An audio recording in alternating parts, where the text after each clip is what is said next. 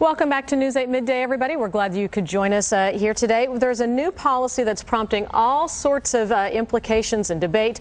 It's about the Obama administration and him taking a stand that he's going to make it so that young illegal immigrants who were brought here as children could actually apply for work permits and not be deported. And this is an issue that's really divided the country. It's divided citizens, divided Congress, and Republican Congressman Michael Burgess of North Texas and local immigration advocate Ralph Eisenberg are here to talk about their very different sides. I feel like I might have to sit in between you because you guys have got vastly different opinions on this. You've got no problem here. All right. Well, let's start with you, Congressman Burgess. What do you think about the Obama administration doing this without Congress's approval? Well, and without even so much as a heads up, it's coming.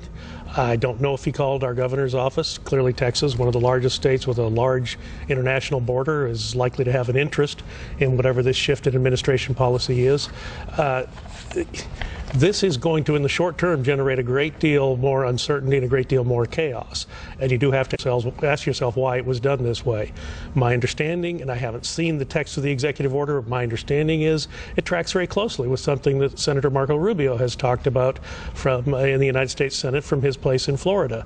Not a notion that's entirely popular here in North Texas, but nevertheless, Senator Rubio was discussing this. He's been discussed as a vice presidential candidate. So is this simply a political move to offset perhaps a popular vice presidential candidate who would be opposing the administration in the fall election? I don't know. I'm left to wonder about the possibilities because, again, we were given no information before this happened. You would think the Texas delegation of the United States Congress, the largest delegation that deals with this problem. And you didn't know. We had no, your phone call was the first that we heard of it. Well, the president was supposed to have made his announcement about 20 or so minutes ago. Obviously, that hasn't happened yet, so maybe he's dealing with some of the fallout. What sort of problems do you see in the policy change? Well, first off, is anybody really going to know what is now available to them or what is required of them?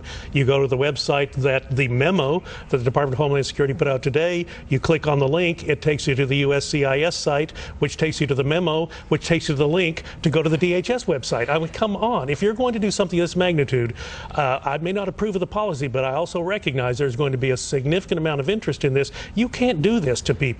All weekend now people are going to be saying, what does this mean for me? What does this mean for my family? The administration had the obligation to get all their ducks in a row before they did this. All right, let's get to Mr. Eisenberg. You clearly celebrate this shift. Tell me why. Well, I celebrate at the same time I share the same concerns as the congressman. I wasn't certain that the DREAM Act was even necessary in the first place.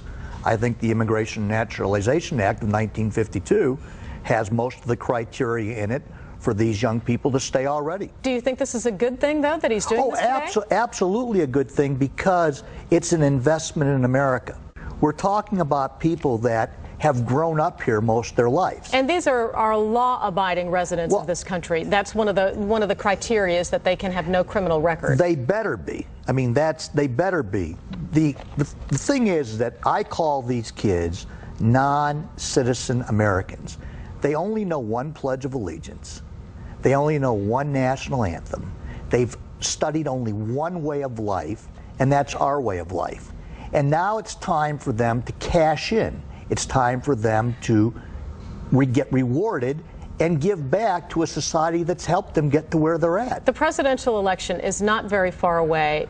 Congressman, what do you think is the political agenda here? Well, I wouldn't want to speculate because, again, I haven't even seen the executive order.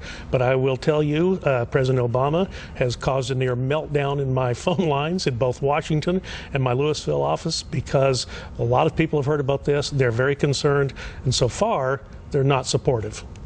Mr. Eisenberg, what do you think is the political ramifications? Well, is he just trying to get the Latino vote? A few years back, we had one of our great, I think it was Jim Maddox, say that our most important resource in the state of Texas is our youth. These youth have been here, have been educated here, and want to work here. Now, there's already a policy called the Morton Memorandum of November of Let me ask you specifically, though. Do you think that this is political? Do you think that this is absolutely. Just to get the Latino vote? Anybody that would say that this is not a political decision is fooling themselves. I'm not a member of Congress. I'm not a lawyer. I'm just a businessman. I call it like I see it. This is as political as it gets. But don't let that take away from the fact that there are 800,000 kids that need some relief.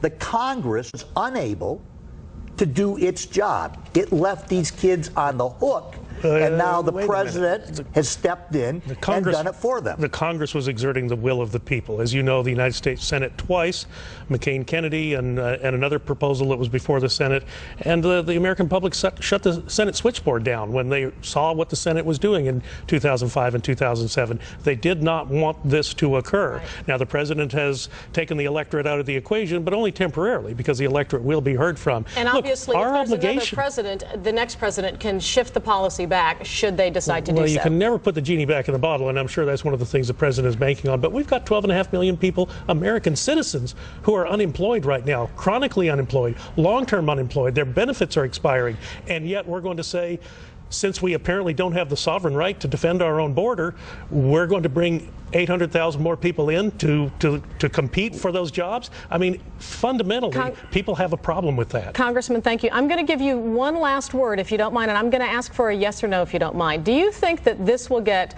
the Latino vote out in the November elections? Yes or no? You do? Yes. Well, we'll all see, and we'll be tuned in when President Obama, of course, makes his announcement, hopefully at any time. We'll bring it. There is a live picture from the White House, we're told. There's nobody there yet, so obviously his announcement is... here comes... this is just a spokesperson coming out. We'll bring the president's comments as soon as he comes.